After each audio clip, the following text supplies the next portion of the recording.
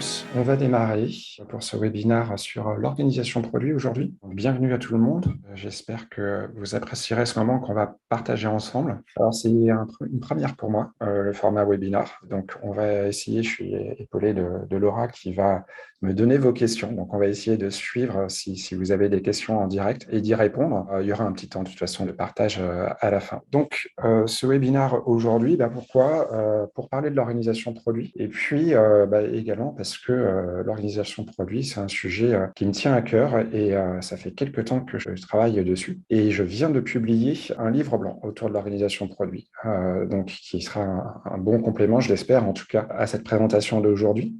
Donc, je vous invite à aller le télécharger si vous voulez en découvrir plus par la suite. Et puis, histoire de me présenter un petit peu, même si c'est pas la partie que je préfère, moi, c'est Nicolas Locher. Je suis coach agile chez SOAT. Et puis, je suis coach agile depuis une bonne douzaine d'années aujourd'hui, après un parcours dans l'industrie du jeu vidéo. Et donc, l'industrie du jeu vidéo, le produit, je connais assez bien. Comme aujourd'hui, l'organisation produit, c'est un sujet, somme toute, relativement à la mode dans les entreprises. Après le passage sur tout ce qui est transformation agile, je me suis dit que ça pouvait être pertinent d'en parler un petit peu. Surtout que vous allez le voir, il y a pas mal de choses qu'on a tendance à dire ou à faire qui sont peut-être pas les choses les plus sensées.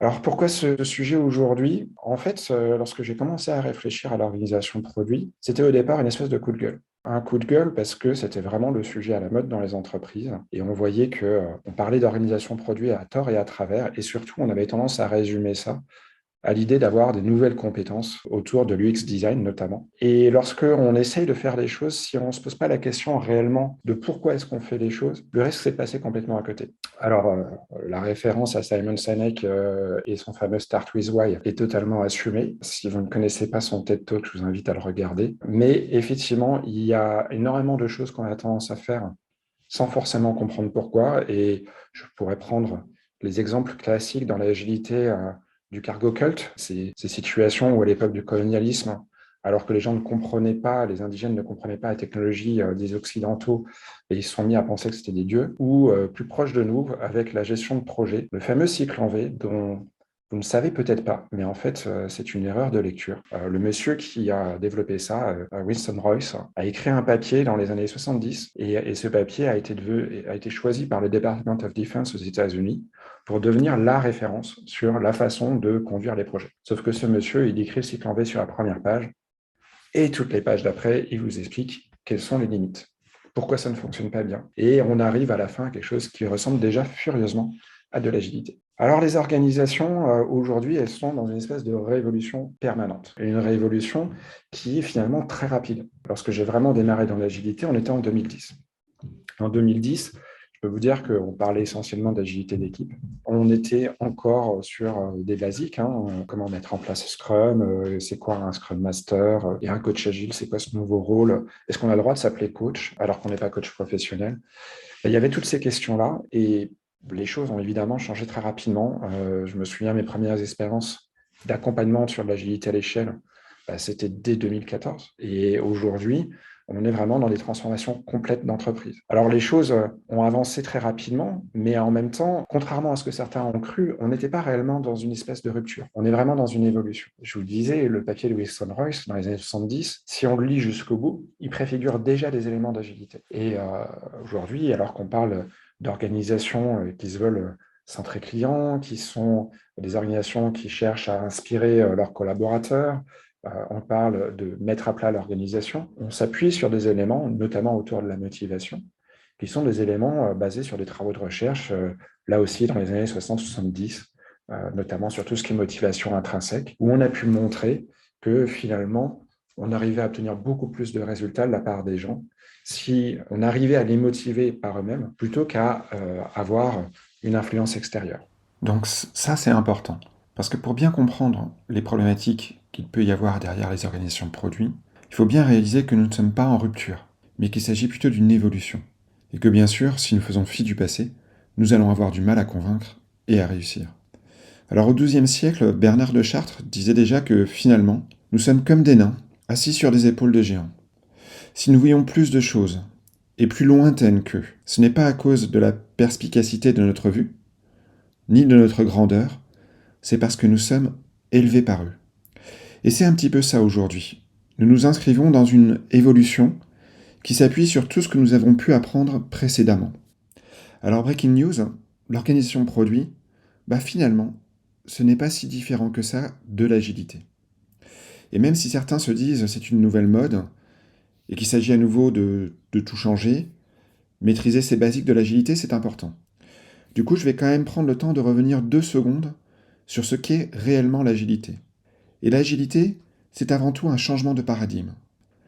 Un changement de paradigme parce qu'on quitte en fait toutes les approches que nous avons utilisées jusqu'à présent pour construire les organisations, qui s'appuient sur une idée de prédictibilité, sur un postulat que si on s'organise suffisamment bien, on va être capable de tout deviner, de tout savoir à l'avance, et on quitte cet élément-là pour aller vers un postulat de changement. Et si vous vous dites finalement, la vérité c'est qu'il y aura du changement, qu'on le veuille ou non, qu'on aime ça ou non, eh bien, l'enjeu devient de s'adapter. Et nous sommes obligés de ce fait de construire un modèle de fonctionnement qui est complètement différent. Parce que si votre enjeu est de vous adapter, et n'est plus d'essayer de tout prédire, ça veut dire qu'il faut que vous ayez les informations d'un éventuel changement le plus rapidement possible, que vous puissiez réagir, là aussi, avec une grande célérité, et en étant le plus juste possible dans votre réponse. Et ça, évidemment, cela va challenger beaucoup les modèles classiques, hiérarchiques des entreprises. Et c'est bien parce que ce changement de postulat n'est pas bien compris que la plupart des entreprises, avec les transformations agiles, se sont retrouvées dans un brouillard absolu, en échec, avec une poursuite de ces transformations pour des raisons et une recherche de bénéfices qui n'étaient pas toujours bien claires. J'ai même pu observer l'une d'entre elles qui demandait à un moment donné le bilan de sa transformation en questionnant ses différents managers et en leur demandant: est-ce que vous pourriez nous donner le bénéfice de la transformation en termes de nombre de managers en moins? Alors, vous voyez, si l'objectif d'une transformation, c'est finalement de faire un plan de licenciement, c'est sûr que vous allez avoir du mal à transformer ça en succès. Alors, avec ce changement qui entoure toutes les organisations, de quoi rêvent les entreprises? De transformer toutes les boîtes en start-up. Et l'organisation produit les prémices, on l'a déjà vu lorsque toutes les organisations ont commencé à vouloir mettre en place des digital factories, à se dire que l'enjeu, c'était être comme les licornes, ces entreprises qui ont des fortes croissances, qui sont hyper réactives au changement, et de se dire que finalement, il devait y avoir une espèce de recette magique. Et si on la suivait, on arriverait à faire que tous les problèmes de l'organisation soient réglés. Alors, cette recette, on s'est dit, je vous le disais, hein, que finalement, elle était derrière la poursuite d'une organisation en mode produit en ajoutant des compétences qu'on n'avait pas trop dans les entreprises, du UX designer. Alors, UX designer, on s'est dit, si on a ça, on va jouer une belle partition, on va avoir un joli opéra, et d'un seul coup, en fait, tout va devenir fluide. La seule chose qui nous manquait pour arriver à bien faire les choses, finalement, c'était cette compétence. Et vous n'avez qu'à regarder, si vous avez des amis qui sont dans ces métiers du UX design, les offres qu'ils peuvent recevoir aujourd'hui, on voit que c'est énormément recherché par les entreprises. Évidemment, la vérité, c'est que si vous vous arrêtez à ça, la musique que vous obtenez, ce serait plutôt ça. Parce que déjà, l'UX design, la première chose que l'on peut constater, c'est que beaucoup n'ont pas encore compris ce que ça voulait dire. L'UX design, j'ai pu rencontrer des entreprises où, lorsqu'on parlait de ce sujet, on avait des gens qui étaient censés être UX designers, qui étaient des personnes qui ne voulaient pas être en contact avec les clients. Des personnes qui voulaient obtenir juste les spécifications bien détaillées de ce que leur demandait de construire l'organisation, le design des produits que l'organisation cherchait à construire. UX design, en fait, c'est pas du tout ça. L'UX designer, c'est une personne qui est presque un anthropologue. C'est quelqu'un qui va aller observer ses clients sur place, qui va aller comprendre dans quels environnements ils se situent. Et ces environnements, on les explore pour bien comprendre quelles sont les problématiques exprimées, mais aussi cachées de la part de ses clients. Alors, si vous regardez des entreprises comme IDEO, notamment, vous avez une véritable approche du UX design derrière toute leur philosophie. On parle d'idéation, hein, le terme n'est pas sans rapport avec l'entreprise. Et c'est bien cette idée d'aller sur le terrain, voir quels sont les problèmes des gens, les comprendre, prototyper, expérimenter, voir quel est le parcours d'interaction que peuvent avoir ces personnes avec notre produit, de manière à offrir la réponse la plus pertinente possible. Alors l'UX design, il est important dans une organisation produit. Mais on va voir, c'est loin d'être suffisant. Alors, cette bouée qu'on a pu aller chercher avec l'UX design, évidemment, elle est importante dans l'organisation, mais la véritable problématique, c'est que pour que vous puissiez mettre en place une organisation produit, il va bien falloir réinventer vos modèles et chambouler complètement le système organisationnel de l'entreprise. Vous allez être face à une révolution culturelle. Alors du coup, pour bien définir ce qu'est cette organisation produit, il faut comprendre qu'au-delà de la compréhension des besoins d'un client, il va s'agir de construire une entreprise non figée, c'est-à-dire capable d'évolution, hein, en évolution même, j'ai envie de dire, perpétuelle, qui va travailler à apporter en permanence, au plus tôt, la meilleure réponse possible aux besoins actuels, latents, futurs de ses clients. C'est vraiment une entreprise qui se structure intégralement, depuis évidemment ceux qui construisent les produits, mais jusqu'à la direction de l'entreprise, en passant par les départements marketing, la budgétisation, l'entièreté de l'entreprise finalement, qui va évoluer de manière à se centraliser sur bien répondre aux besoins du client, les détecter, les anticiper de la meilleure manière qui soit. Alors c'est bien beau tout ça, mais comment est-ce qu'on peut construire une organisation produit? Alors on est un petit peu, évidemment, comme à travers la mise en place d'organisations agiles, c'est difficile d'avoir des recettes, puisque c'était le préambule, une organisation agile basée sur un postulat de changement. Donc si on est face à quelque chose qui change, si le contexte est propre à chaque entreprise, si une organisation produit doit s'adapter à votre écosystème, ben, ça veut dire que là aussi, il y aura un certain nombre de choses à adapter et la recette, par essence figée, ne pourra pas fonctionner. Alors, je vous rassure, il y a quand même quelques grands principes. Et notamment, ce que je vous propose, c'est de diviser cette organisation produit en 3 éléments à travers différents degrés de maturité. Alors, le premier degré de maturité, c'est ce que je vous propose d'appeler l'organisation client. L'organisation client, parce que le premier stade de mise en place d'une organisation produit, ça va bien être de se structurer de manière à être centré client, avec un bénéfice continu pour le client. Et déjà de le faire au niveau des équipes, avant même de parler de l'ensemble de l'entreprise. Une fois qu'on a acquis ce stade, on peut évidemment aller plus loin et on va chercher à le faire en travaillant sur ce que j'appelle l'organisation innovante, c'est-à-dire travailler à la mise en place d'un système entièrement structuré de découverte, de gestion de l'innovation, d'apprentissage au service du client. Et puis, lorsqu'on atteint le dernier stade de l'organisation de produit, l'organisation apprenante, alors évidemment, le terme est choisi et ce n'est pas sans lien avec la 5e discipline de Peter Senge. L'organisation apprenante, ça va être pour l'entreprise le moment où elle va être capable de mettre en relation son centrage client, l'innovation et d'apprendre à l'échelle complète de l'entreprise comment elle peut s'appuyer sur ça pour mieux servir ses clients. Et c'est à ce stade que vous allez devoir changer complètement vos façons de faire à toutes les échelles de l'entreprise. Alors déjà, si on démarre sur ce premier niveau de l'organisation client, la base, ça va être d'embrasser la complexité, c'est-à-dire accepter que les plans ne vous mèneront nulle part. Non, il n'y a pas de recette magique, il n'y a pas de croix qui indique le trésor.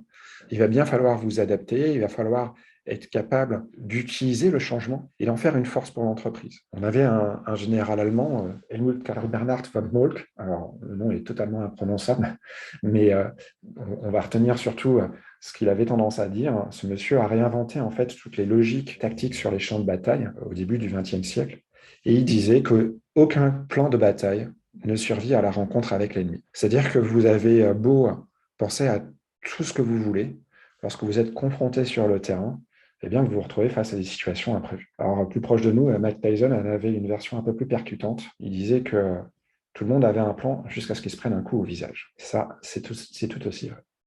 Alors, lorsque vous êtes face finalement au changement, à la complexité, ce qui va être intéressant pour l'organisation de produits, ça va être d'utiliser ça comme un levier créateur d'innovation, d'émergence. Et pour ça, il faut repenser complètement notre façon d'aborder les choses. Il nous faut une approche, ce qu'on appelle systémique, c'est-à-dire bien prendre en compte que tous les éléments sont liés et que lorsque vous voulez faire évoluer quelque chose, lorsque vous voulez proposer un nouveau produit, vous allez devoir vous appuyer non pas sur une seule compétence, non pas sur un seul regard, mais une multitude de points de vue, parce que tous se soutiennent, tous se répondent les uns les autres. Alors en complexité, on dit que pour faciliter en fait cette appropriation de la complexité, ça peut être intéressant d'utiliser des éléments pour essayer de simplifier, comme notamment le storytelling, raconter des histoires.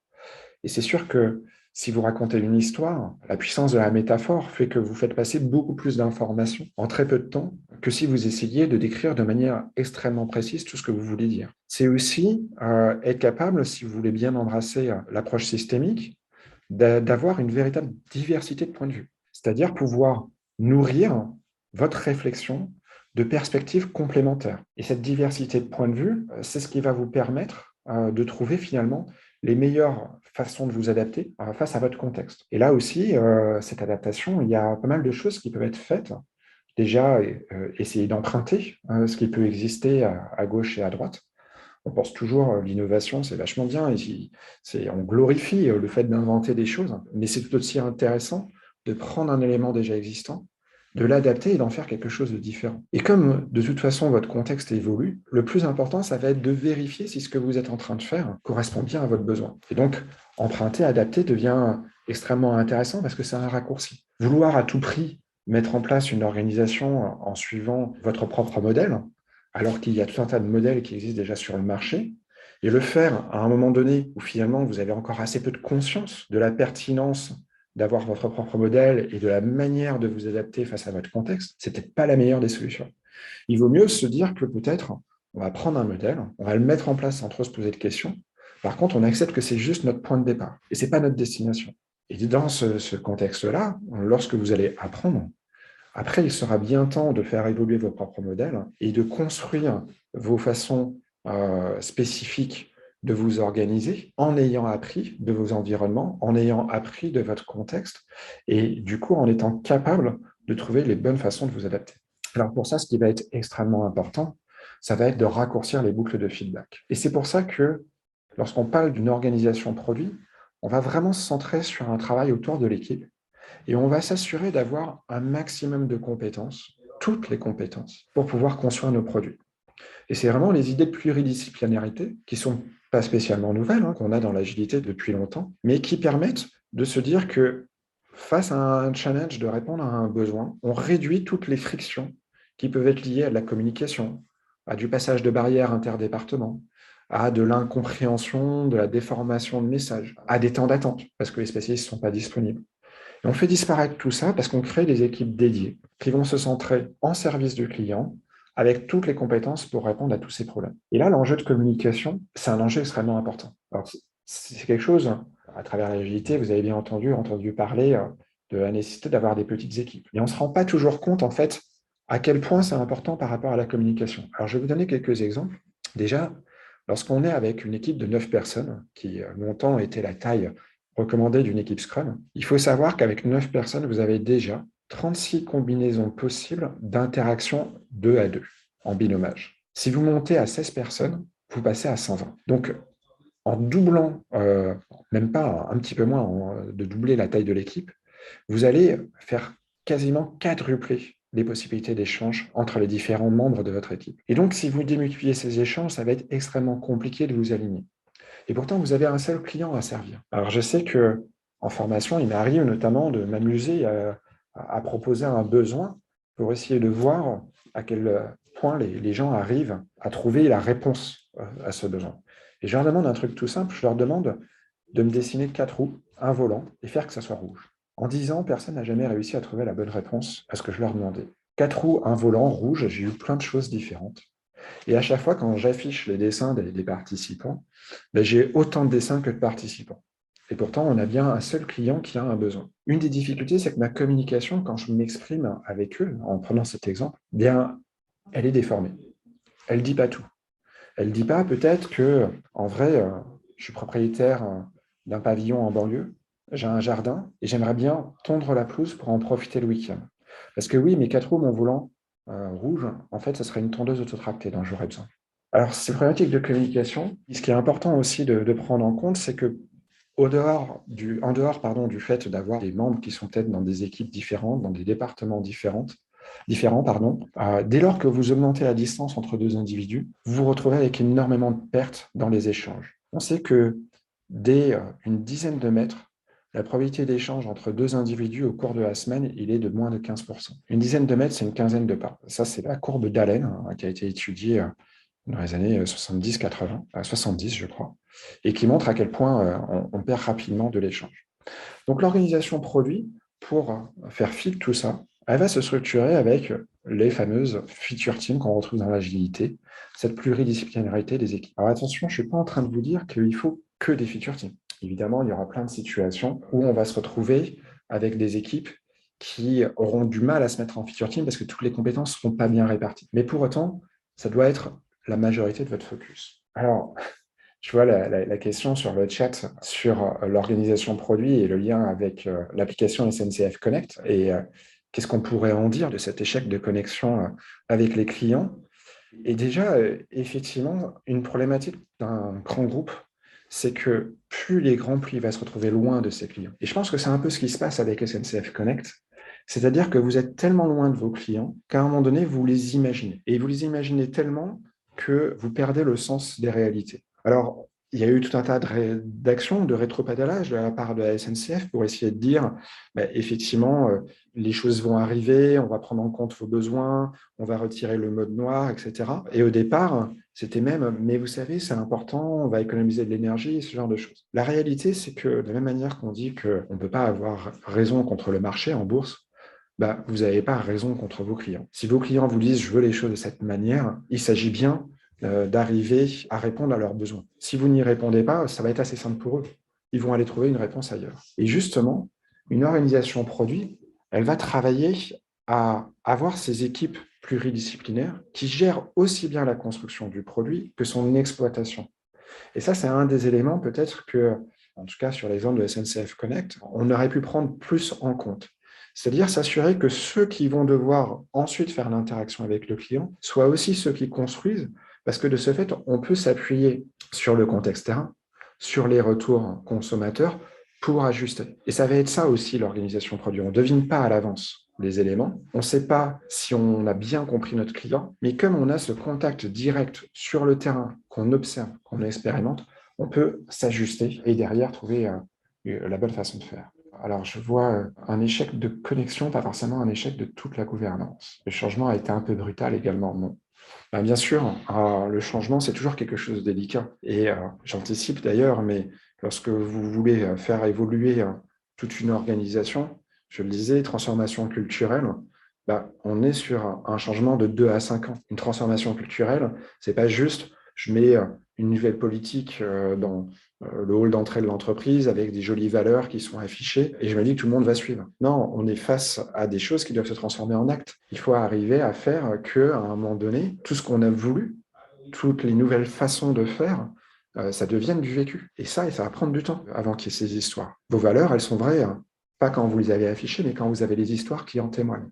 Alors, cette gestion du build et du run, juste quand même pour donner deux, trois exemples supplémentaires, je vous le disais, moi j'ai démarré dans l'industrie du jeu vidéo. Et ça, c'est quelque chose qui est vraiment, depuis des années et des années, pris en compte dans cette industrie.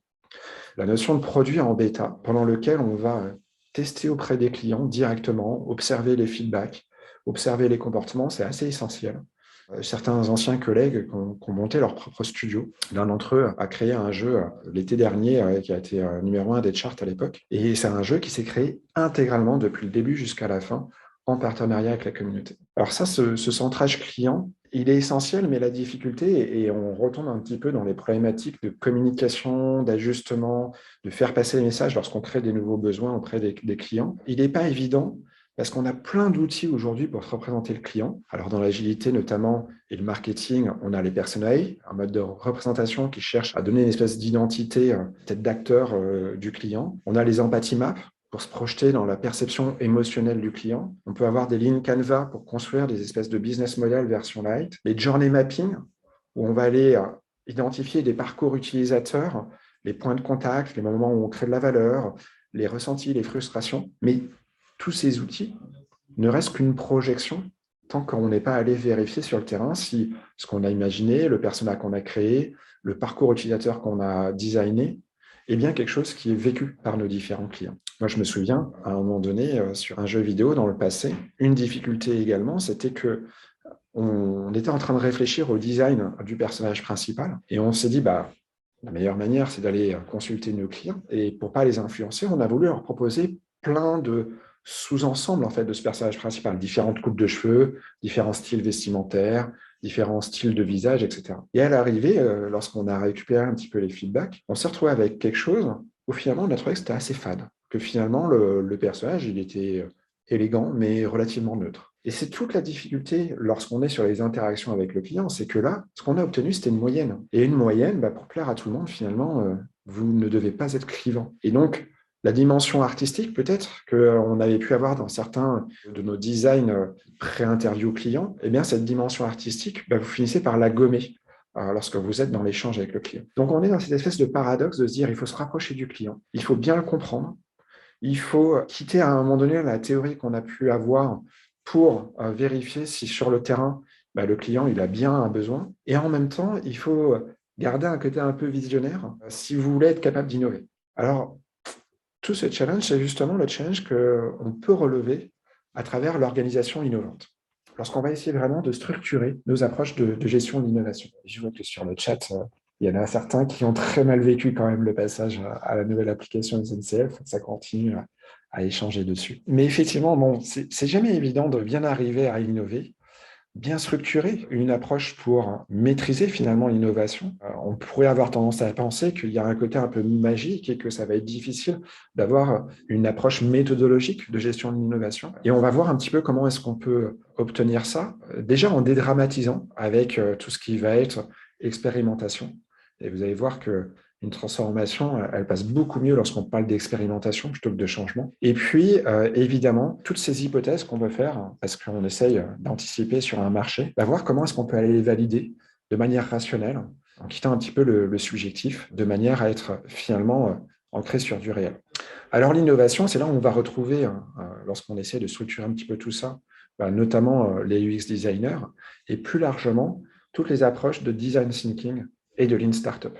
La démarche d'innovation, ça va être une démarche qui va essayer de tester des idées le plus rapidement possible, de manière à vérifier si des hypothèses qu'on pourrait avoir sont justes. Alors, je sais que dans l'agilité, certains frameworks ont plus mauvaise réputation que d'autres, et notamment le framework d'agilité à l'échelle SAFe. Pour autant, il y a plein d'éléments que j'aime bien, moi, dans ce framework, et notamment le fait que lorsqu'on parle de bénéfices, il parle d'hypothèses de bénéfices. Et c'est vrai qu'il y a trop d'éléments qu'on a tendance à vouloir faire en ayant cette idée que ça va automatiquement être un bénéfice. Tant que vous n'avez pas testé, ça ne reste qu'une hypothèse. En design thinking, en lean startup, votre idée, ça va être, j'ai une hypothèse. Je vais m'organiser de manière à aller tester cette hypothèse le plus rapidement possible sur le marché, de manière à vérifier si c'est juste ou pas. Alors notamment, on y retrouve les idées de MVP, et là encore, c'est une notion qui est très mal comprise de la plupart des entreprises. Moi, j'ai pu travailler dans l'une d'entre elles qui parlait de MVP en tant que maximum viable product, alors qu'en vrai, on est dans le produit minimum viable, le plus petit produit que vous puissiez faire pour tester votre idée. Et à l'origine, dans le Lean Startup, le MVP, ce n'est même pas nécessairement un produit. À l'origine, ça peut être un faux produit qui va vous permettre de vous rapprocher de votre idée de manière à vérifier si elle est juste ou pas. Alors, je vous en donne un exemple. Vous vous dites que, tiens, est-ce qu'il n'y aurait pas un marché pour des gens qui seraient prêts à faire leurs courses alimentaires en ligne et plus en supermarché traditionnel? Si vous avez cette idée-là, plutôt que de construire des entrepôts gigantesques pour stocker tous les produits que vous allez distribuer à vos clients, d'acheter un grand nombre de camions frigorifiques pour transporter tout ça, de construire un site web capable de scaler et de prendre la demande, vous pouvez tout simplement aller frapper à la porte de votre voisin et lui demander s'il serait prêt à vous donner sa liste de courses et à vous payer pour que vous fassiez ces courses à sa place. Et là, vous validez directement s'il y a des gens qui sont prêts à vous confier finalement la livraison de leurs courses et juste vous donner la liste plutôt que d'aller le faire eux-mêmes. Alors, je prends cet exemple, mais c'est plus qu'un exemple, parce qu'en fait, dans les années 2000, il y a une entreprise américaine qui s'appelait Webvan et qui a fait exactement, justement, ce que je vous disais de ne pas faire, c'est-à-dire tout construire à l'avance. Et cette entreprise, Webvan, elle a levé des millions et des millions, parce que son marché, c'était tous les États-Unis, c'était un marché de 265 millions d'Américains. Et au moment où elle a ouvert les vannes, eh bien, vous êtes dans un nouveau produit, vous êtes au début des années 2000, des façons de faire qui sont encore innovatrices. Il est évident que votre marché, ce ne sera pas 265 millions d'Américains dès le départ. Ça va être quelques milliers de personnes. Et vous avez construit une structure de coût, en fait, qui n'est pas adaptée à ce petit marché de départ. Et donc, l'entreprise a fait faillite, tout simplement, et l'argent des actionnaires a été perdu. Alors, une fois que vous avez compris que l'essentiel, c'est de construire des raccourcis, finalement, pour aller designer vos produits sans même réellement les construire, l'important derrière, ça va être d'exploiter les boucles d'amélioration continue pour pouvoir petit à petit transformer ce qui n'est qu'une hypothèse, ce qui n'est qu'une expérimentation, en vrai produit. Et là, cette amélioration continue, finalement, si on regarde l'histoire des transformations agiles, des digital factories et maintenant des organisations de produits, c'est peut-être l'élément qui pêche le plus dans les organisations. Il pêche le plus parce que on vous dit, bah oui, c'est important de faire ça, et en vrai, on ne le fait jamais. Alors là, vous avez à l'écran une version de la roue de Deming. Alors, vous connaissez peut-être plus sous le nom de PDCA. Je préfère cette version-là. C'est Deming lui-même qui avait proposé cette évolution sur la fin, parce qu'on donne un petit peu en fait toute la difficulté de la mise en place d'une véritable amélioration produit.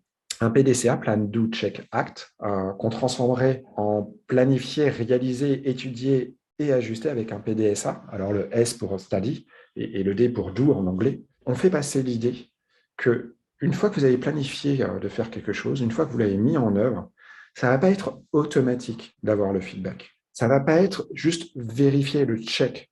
Ça peut nécessiter un véritable travail d'étude, d'où le study.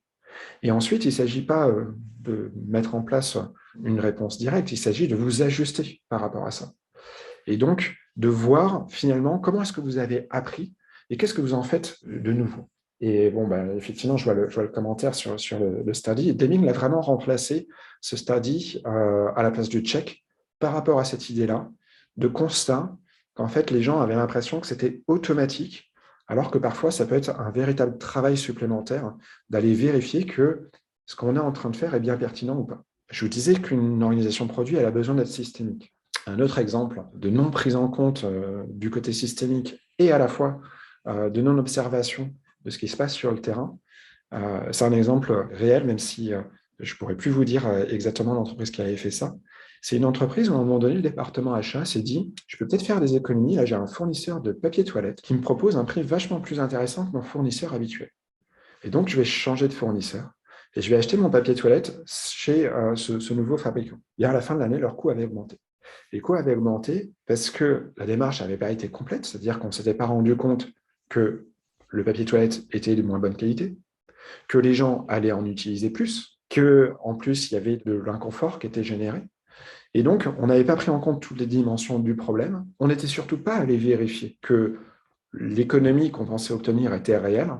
Et à la fin de l'année, nos coûts avaient augmenté. Et alors ça, c'est pas évident parce que lorsque vous voulez vérifier vos hypothèses, vous êtes confronté à tout un tas de biais, biais cognitifs. Parce que peut-être que vous êtes en train de projeter en vous disant, mais je suis convaincu, je suis sûr que j'ai raison, c'est mes utilisateurs qui n'ont pas bien compris. On peut revenir peut-être sur l'exemple de la SNCF. Et puis, j'ai déjà investi tellement dans ce produit, je ne peux pas m'arrêter là. Il faut forcément que je continue. Et là, ces biais cognitifs, c'est vraiment le danger de vouloir à tout prix persévérer dans une idée sans identifier qu'en fait, on a besoin d'un véritable pivot. Et le pivot central dans les approches Lean Startup qui va permettre de s'ajuster et de construire quelque chose de différent. Alors justement, les entreprises sont attirées par tout ce qui est licorne. Il y a un exemple de licorne en France, c'est Criteo. Alors Criteo, pour le remettre en 2 secondes, et c'est l'entreprise qui vous pollue peut-être un petit peu avec toutes les publicités ciblées que vous avez sur vos ordinateurs. Vous êtes passé chez le site de Darty, vous avez regardé des fours, et d'un seul coup, dans votre messagerie, vous avez plein de publicités pour des fours. Avec Criteo, ils ont inventé ce qu'on appelle le retargeting, cette capacité comme ça à observer ce que vous êtes en train de faire, et ensuite, plus tard, vous renourrir des publicités qui correspondent a priori à ce qui sont vos centres d'intérêt. Et Criteo, ils ont pivoté 3 fois. Ils ont démarré, au départ, c'était un site pour recommander des films basés sur ce que vos amis avaient pu voir. Et du coup, peut-être que si vos amis avaient aimé ça, il y a des chances que vous aimeriez ça.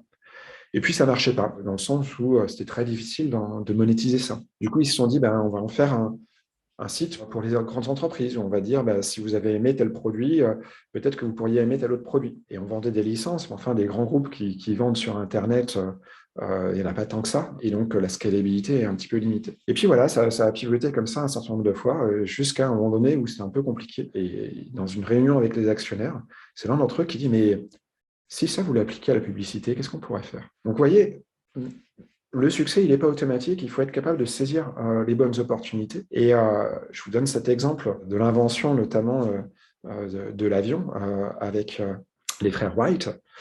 Les frères Wright, en fait, ils ont réussi à voler parce qu'ils se crachaient plusieurs fois par jour. Et l'expérimentation, c'est ça, hein. Les Anglais, le fail, c'est first attempt in learning. La première fois que vous essayez d'apprendre quelque chose. Et comment est-ce que vous validez ensuite que ça marche? Ben, vous vous appuyez sur de la donnée. Vous allez mettre en place tout un tas d'éléments pour mesurer ce que vous construisez. Dès la première idée, hein, vous définissez le besoin, vous définissez la manière dont vous allez le mesurer. Vous pouvez très bien utiliser les data lakes, la data science, aller dans des choses un petit peu avancées, faire des A/B tests, pouvoir mettre en production des versions différentes de votre produit et puis observer comment ça se passe dans la vie réelle, distinguer entre des cohortes, ce qui se passe. Mais vraiment, l'important, ça va être, dès le départ, d'avoir une idée de ce que vous voulez mesurer, de l'expérimenter et d'ajuster par rapport aux chiffres que vous allez obtenir. Alors, dans les organisations, on se dit, mais c'est compliqué de pouvoir anticiper quel va être le bénéfice. Moi, je veux que mes clients soient plus satisfaits de mon produit. Comment est-ce que je mesure la satisfaction? Eh bien, vous pouvez toujours y arriver. Parce qu'en vrai, ce que vous cherchez, ce n'est pas nécessairement la mesure précise. Vous n'avez pas forcément besoin du chiffre exact. Ce dont vous avez le plus besoin, en fait, c'est quelque chose qui vous permette de prendre une décision. Et là, prendre une décision, ça peut être tout simplement être capable de comparer entre deux situations et de dire si l'une est meilleure que l'autre ou pas. Donc, vous pouvez mesurer par encadrement. Vous dire, bah, je pense que c'est à peu près entre telle valeur et telle valeur.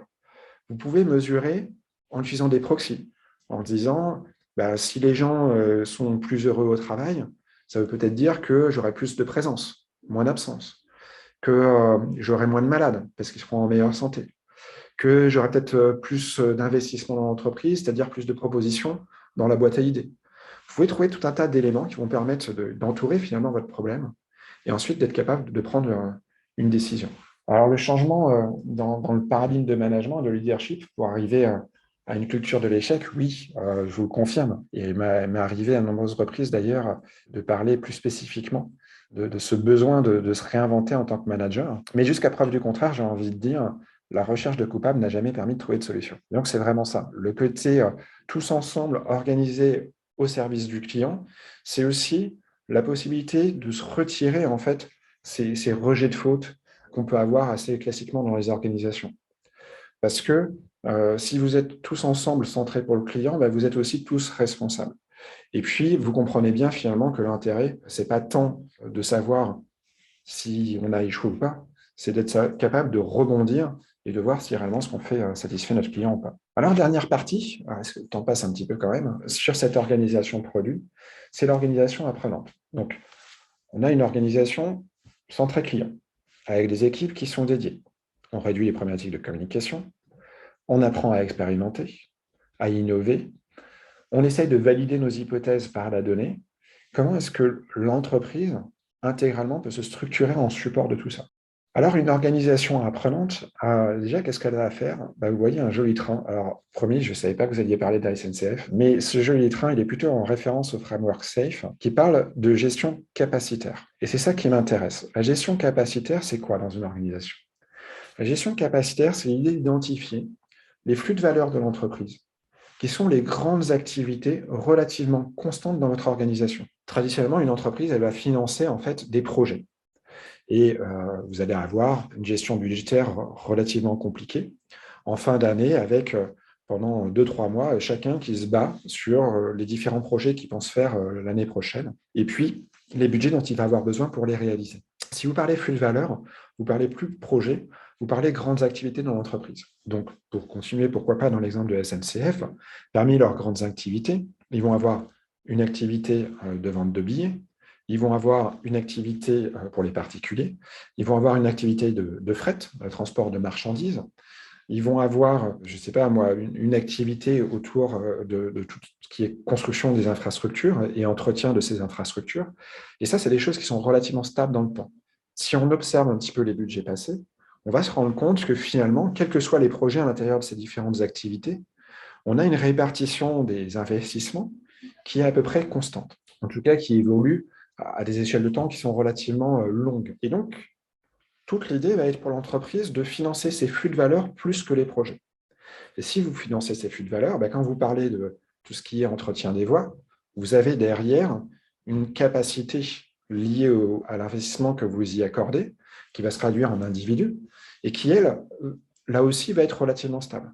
Et tous les projets autour de la réfection des voies vont faire appel à peu près aux mêmes compétences. Et donc, vous pouvez commencer à construire des équipes qui sont réellement pérennes dans le temps. Et ça, ces équipes pérennes dans le temps, elles sont intéressantes parce que elles vont vous permettre de développer plein de compétences et notamment de travailler sur la polyvalence des individus. Alors, polyvalence, je vous ai mis un petit Léonard parce que Léonard, c'était quelqu'un qui était peintre, qui était médecin, qui était, enfin, plus ou moins médecin, hein, je ne lui confierais peut-être pas une opération à cœur ouvert, mais bon, voilà, le médecin de l'époque, architecte.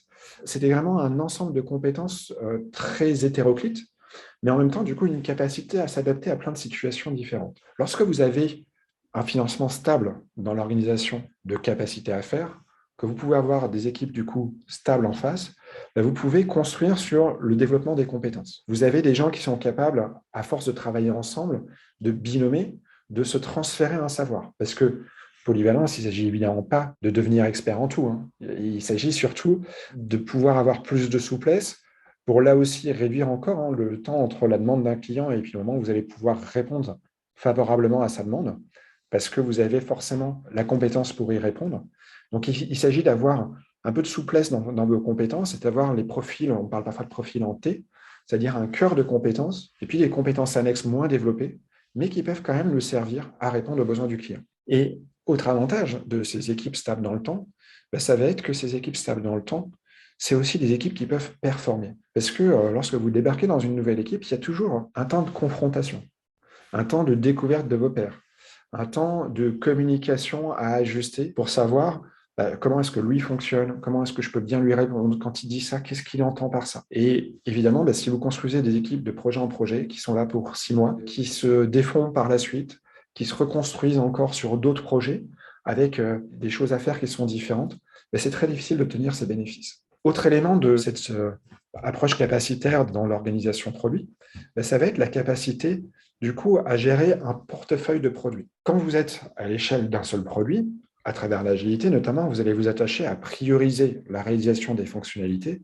de manière à faire les fonctionnalités qui apportent le plus de valeur pour vos clients. Mais c'est bien d'avoir cette souplesse à l'échelle du produit et de pouvoir décider si oui ou non ça vaut le coup d'investir dans telle ou telle fonctionnalité, mais le faire à l'échelle de l'organisation sur des produits différents, c'est encore plus intéressant. Ça veut dire, par exemple, en cours d'année, être capable de complètement annuler ou arrêter le développement d'un produit parce que vous vous rendez compte qu'il n'est plus pertinent.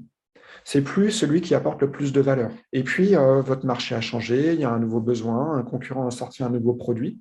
Et donc, vous allez être capable de basculer complètement votre investissement sur un nouveau sujet. Et ça, c'est vraiment quelque chose que vous pouvez faire à partir du moment où vous avez les flux de valeur. Quand vous ne les avez pas, les budgets sont répartis sur les projets, ils sont fixes. Vous arrêtez un projet, vous rétrocédez très difficilement le budget. Vous voulez en faire un nouveau, difficile d'obtenir un budget supplémentaire pour le faire.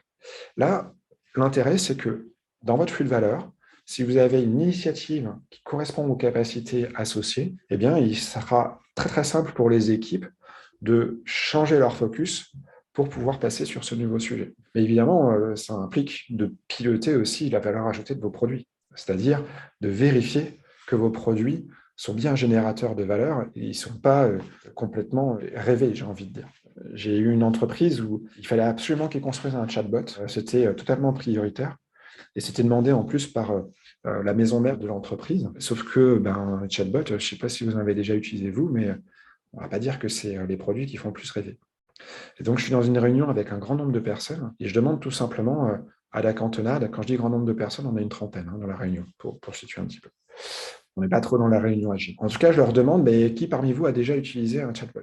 J'ai 2-3 mains qui se sont levées. Donc, 2-3 mains sur 30 personnes. Déjà, on peut se dire, mais du coup, on est en train d'investir une grande capacité, de dire c'est prioritaire, alors que ça touche 10% des individus. Je vais plus loin, je leur dis, mais alors, du coup, parmi vous, qui en a eu une expérience positive? Et là, toutes les mains se sont levées. Toutes les mains se sont baissées, pardon. Donc, c'est des checks aussi simples que ça, parfois, qu'il faut faire pour pouvoir se rendre compte qu'on a des produits qui ne sont pas forcément les plus pertinents. Et si vous avez la capacité de vérifier que vos produits livrent bien leur valeur, eh bien, vous pouvez soit continuer d'investir dessus, les développer et aller plus loin, soit vous dire, je vais aller investir ailleurs et je vais pouvoir finalement mieux rentabiliser ma capacité d'investissement qui, elle, de toute manière, reste limitée. Alors, pour aller sur la fin, toute cette structuration de l'entreprise, elle est intéressante que si vous permettez à vos individus de se développer. Et donc, que toutes les idées dans l'entreprise puissent ricocher les unes sur les autres. Et quelque chose qui est extrêmement intéressant à mettre en œuvre lorsque vous voulez vraiment une organisation apprenante, ça va être tout ce qui est communauté de pratique et communauté d'intérêt. Ces communautés de pratique, alors je distingue bien les deux parce que communauté de pratique, ça va être des échanges entre personnes d'un même métier pour trouver quelles sont les meilleures pratiques et pour pouvoir en faire bénéficier l'ensemble de l'organisation. Communauté d'intérêt, ça va être des gens qui partagent un intérêt pour un savoir particulier et qui veulent du coup échanger sur ce savoir. Mais ce n'est pas forcément des gens qui l'emploient au quotidien. Communauté de pratique, c'est le moyen pour l'organisation de pouvoir très rapidement pouvoir passer en fait tout un savoir dans l'entreprise et puis pouvoir du coup ancrer son apprentissage. Communauté d'intérêt, ça va être toute la partie exploration et pouvoir anticiper ou construire des capacités futures. Alors, quand vous êtes face au savoir, vous êtes face à toute une librairie de savoir qui est monstrueuse. Et l'enjeu, ça va être bien, non pas de savoir lire et écrire, comme le disait Alvin Toffler, qui disait que les illettrés du XXIe siècle ne sont pas ceux qui ne savent pas lire ni écrire. L'enjeu, c'est d'être capable d'apprendre, désapprendre et réapprendre en permanence. Et c'est ça l'illettré. Alors, pour l'organisation produit, pour pouvoir aller encore plus loin, ça va être, vous faites du design thinking, pourquoi pas du design sprint. Et donc, réduire toute l'approche de découverte du besoin dans un temps de 5 jours. En 5 jours, depuis l'idée jusqu'à la mise dans les mains d'un client d'un vrai produit. Ça peut être aussi, au niveau de la donnée, faire du growth hacking. Le growth hacking, c'est utiliser des métriques sur vos consommations clients pour détecter les comportements positifs et les exploiter pour générer de la croissance. Alors, l'industrie du social gaming, notamment, en est friande. Vous avez des produits qui sont gratuits. Vous arrivez avec des masses de clients et ces clients, vous êtes capable de déclencher des actes d'achat supplémentaires. Directement, vous déclenchez des revenus. Donc, un petit changement de fonctionnalité qui a un impact absolument minime. Si vous voyez que ça permet d'avoir une rétention plus importante, si ça permet d'avoir une valeur du client dans toute sa durée de vie chez vous plus importante, vous pouvez vous retrouver dans des situations où il suffit d'investir en marketing, d'acheter des nouveaux clients, entre guillemets, pour pouvoir générer de l'argent et de la croissance. Alors, on a parlé de différentes caractéristiques. Maintenant, pour ce qui est de la mise en œuvre, vous êtes un peu face au plan IKEA, c'est-à-dire que le plan IKEA, ça vous dit toujours 2 heures pour construire la bibliothèque et une seule personne. Et au bout de 3 heures à 3, vous avez un meuble qui est à peu près bancal.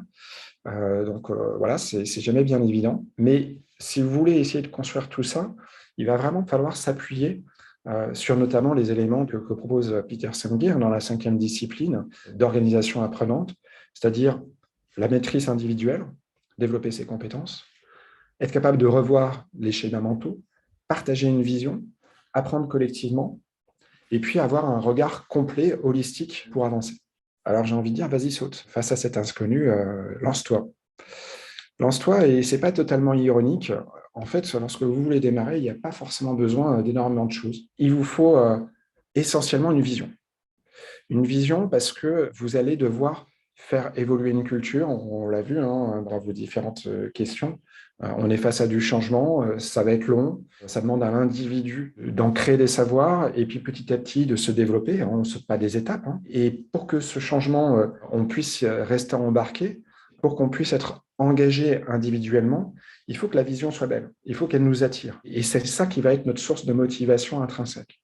Également, vous êtes sur une approche qui va chercher à répondre le mieux possible aux besoins de vos clients. Vous voulez décentraliser un maximum l'information, la prise de décision pour être réactif. Votre vision, c'est votre boussole qui va vous permettre d'être aligné en ayant des prises de décision décentralisées. Et puis, pour terminer, et je sais que sur le timing, malheureusement, certains doivent déjà reprendre, j'ai envie de dire, les cons, ça ose tout. Et pour oser, il faut commencer par expérimenter. Parce que quand vous expérimentez, vous n'êtes pas en train de vous engager. Vous êtes sur « j'aime bien l'idée, je vais regarder ce qui se passe » en testant pendant un certain temps. Si ça me plaît, tant mieux. Si ça fonctionne, je vais pouvoir aller plus loin. Et si ça ne fonctionne pas, ce n'est pas bien grave. Je n'ai entre guillemets, investi qu'une partie de mon temps, de manière limitée. Et c'est ça qui me permet d'avancer. Alors évidemment, il y aurait beaucoup d'autres à dire, et vous le voyez, déjà rien qu'avec ça, il y a pas mal d'éléments autour de l'organisation de produits. Du coup, si vous voulez aller plus loin, vous pouvez évidemment, je vous invite à télécharger le livre blanc, qui est en libre accès sur le site de SWAT, qui reprend ces éléments et bien plus. Et puis, si certains sont intéressés, parce que je sais qu'il y a encore des amoureux du livre, par avoir une version physique, n'hésitez pas à nous laisser un message, on regardera pour vous en faire passer une. On a eu la chance, c'est comme quoi les choses se font juste dans les timings. On en a reçu des exemplaires physiques, allez, un quart d'heure avant le début du webinaire. Donc, vous voyez, ce n'est pas que des idées en l'air, il y a vraiment quelque chose de physique derrière. Donc, je vous invite à nous laisser un message. Et puis, si vous avez encore un petit peu de temps, je peux répondre éventuellement à quelques questions. Est-ce qu'on peut, je vois une remarque, est-ce qu'on peut avoir l'impression d'être seul contre tous? En fait, j'avoue que quand on est coach agile, on a un peu l'impression en permanence d'être seul contre tous. Parce que on met en avant des idées qui sont assez disruptives et que la véritable problématique, c'est qu'un changement, et alors vous pouvez regarder un petit peu sur les modèles de développement de l'être humain, ça ne peut pas se faire en sautant des étapes. Et j'étais déjà en train de laisser quelques indices là-dessus de manière très succincte. Mais si vous regardez les différents modèles de développement de l'être humain, vous vous rendrez compte que tout aussi différents qu'ils puissent l'être, ils ont tous ce côté linéaire du développement de l'être humain. Et donc, si vous êtes en avance de phase par rapport à certaines personnes, si vous êtes dans un niveau de lecture de votre environnement qui est plus avancé, il va falloir que les autres puissent faire tout le cheminement que vous avez déjà fait pour être à votre même niveau de lecture. Et ça prend du temps et ça peut être extrêmement, évidemment, frustrant pour vous. Donc, vous pouvez essayer la métaphore pour faciliter le dialogue, pour essayer d'embarquer. La vision est un moyen très fort de donner envie aux gens d'évoluer. Le monde du conseil dit d'ailleurs souvent, on fait un changement en commençant par instaurer le sentiment d'urgence. Moi, je n'y crois pas au sentiment d'urgence. En tout cas, je me dis, si on doit changer par l'urgence, le truc, c'est que dès que l'urgence a disparu, on va revenir à nos anciennes habitudes. Ce qui va être intéressant, plutôt, ça va être de susciter l'envie. Et ça, c'est l'aspiration. Et quand vous aspirez au changement, quand vous voulez devenir un meilleur vous-même, quand vous voulez quelque chose de différent pour votre société, pour vos clients, là, vous avez quelque chose qui peut vous aider à ne plus être totalement seul, à susciter de l'adhésion, et en tout cas, qui vous permettra de tenir le cap quand ça sera un petit peu houleux. Ouais, l'organisation produit, est-ce que c'est un aboutissement d'une transformation agile? J'ai envie de dire oui, en grande partie. Et c'est ça au départ qui m'a motivé lorsque j'ai eu envie d'écrire ce livre blanc. Alors c'était un article au tout début. Ça n'avait pas l'ambition d'être quelque chose d'aussi grand que ça. Mais c'était de se rendre compte que finalement, plutôt que de bien faire les choses, de bien faire des transformations agiles, on a cherché à inventer quelque chose de nouveau parce qu'on n'avait pas réussi. Et c'est souvent la problématique qu'on a dans les organisations lorsqu'on parle d'évolution ou de transformation des organisations, c'est qu'on ne va pas au fond de la démarche. Et plutôt que de se poser la question de qu'est-ce qui ne fonctionne pas, pourquoi est-ce qu'on n'a pas réussi à faire ces éléments-là, eh bien, on va aller soit rejeter la faute sur un coupable, soit passer à autre chose. Donc oui, une organisation agile à l'extrême et qui n'est pas sur implémentation d'un framework, mais vraiment sur comprendre que le changement est inévitable, s'y adapter rapidement, détecter une nouvelle information, être le plus pertinent possible dans sa réponse, ça va être une organisation produit. On va être dans cette dimension-là. Bon, mais en tout cas, merci de m'avoir suivi et pour ceux qui sont restés jusqu'au bout, d'avoir débordé un petit peu par rapport au timing. En tout cas, si vous n'avez pas d'autres questions, moi, je vous souhaite une très bonne fin de journée. Et puis, je serai toujours intéressé par lire vos différents feedbacks, donc n'hésitez pas. Les réseaux sociaux sont vos amis pour ça. Et puis, voilà, effectivement, pour les références, vous en trouverez beaucoup aussi dans le livre. Toutes les sources d'études, de recherche sont à la fin. Donc, si même vous voulez aller encore au-delà, ça sera possible, donc n'hésitez pas.